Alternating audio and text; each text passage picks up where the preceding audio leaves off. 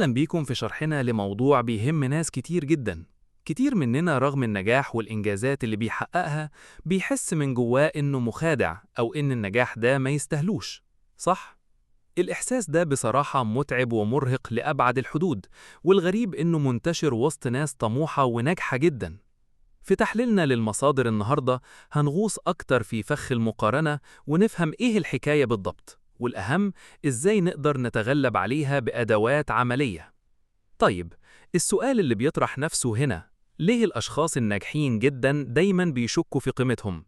ليه الواحد دايما بيقيس نفسه باللي حواليه ويفضل خايف إنه ما يكونش قد المسؤولية أو المستوى المطلوب؟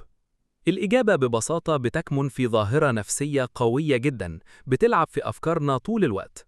الظاهرة دي معروفة باسم متلازمة المحتال Imposter Syndrome. متلازمة المحتال عبارة عن حالة نفسية مرهقة. العقل الطموح بيفضل يلف ويدور على أي يقين، بس للأسف ما بيلاقيش غير الشك في النفس والبحث القاسي والمستمر عن المثالية. الواحد بيبدأ يحس إن نجاحه ده مجرد ضربة حظ، وبيعيش في رعب إن الناس في أي لحظة تكتشف إنه مجرد شخص مخادع. علشان نفهم حجم المشكلة دي، خلينا نبص على الرقم الصادم ده. أكتر من 10% من أفكارنا اليومية عبارة عن مقارنات، وده بناء على أبحاث اتبنت على نظرية المقارنة الاجتماعية لعالم النفس فيستنجر سنة 1954. يعني إحنا كبشر متبرمجين حرفياً إننا نقارن نفسنا بغيرنا كل يوم وبشكل مستمر، وده طبعاً هو البنزين اللي بيولع المشكلة دي. المشكلة الأكبر بقى إن المقارنة دي أصلاً مش عادلة نهائي. إحنا بنقارن كواليس حياتنا بكل مشاكلها، تلخبطها، لحظات الضعف والتعب، بأفضل اللقطات اللي غيرنا بيعرضها.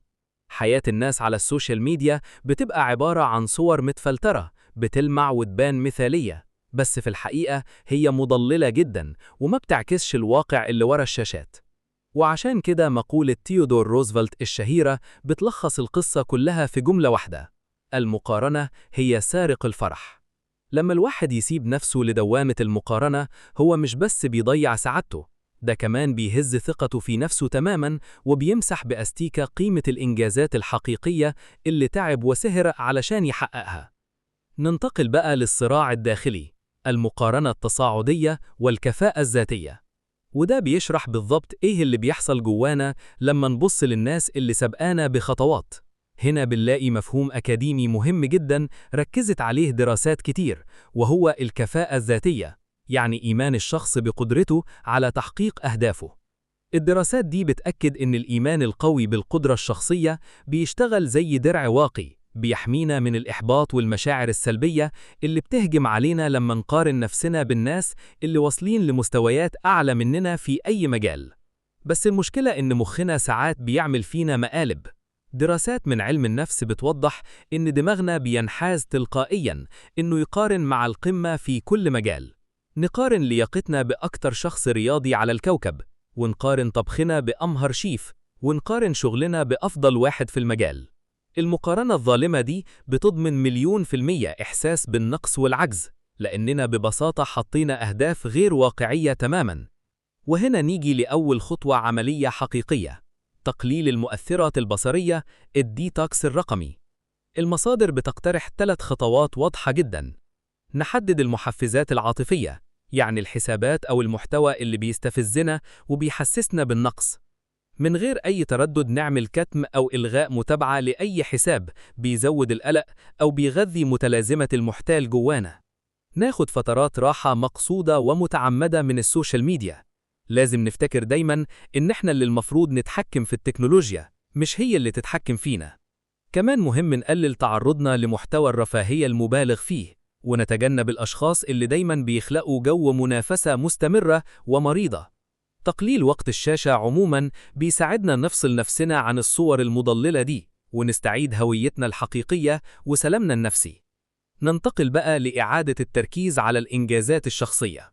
إزاي الشخص الطموح يوجه نظره لجوه بدل ما يبص لبره؟ من أذكى الحيل النفسية اللي اتكلم عنها الباحثين هي تغيير هدف المقارنة نفسه. يعني بدل ما نقارن نفسنا برقم 1 في المجال، نجرب نقارن نفسنا برقم 7. الفكرة عبقرية، لأنها بتخلي الأهداف واقعية وفي المتناول، وبتشيل من على كتفنا الضغط النفسي الرهيب بتاع إننا لازم نوصل للكمال المطلق. فكرة تانية ممتازة: توثيق الانتصارات اليومية، سواء كانت كبيرة أو صغيرة. إزاي؟ عن طريق تسجيل العقبات الصعبة اللي عدينا بيها بنجاح، وتجميع أي كلام إيجابي أو شكر سمعناه والرجوع ليه وقت الشك. السجل ده بيكون دليل مادي قاطع ضد الكذب والأوهام اللي بتخلقها متلازمة المحتال جوه دماغنا، وبيخلينا نركز على تقدمنا الحقيقي. النقلة المحورية بقى إننا نغير المعايير الداخلية من المطالبة بالمثالية المطلقة لقبول فكرة إن الشغل الجيد كفاية.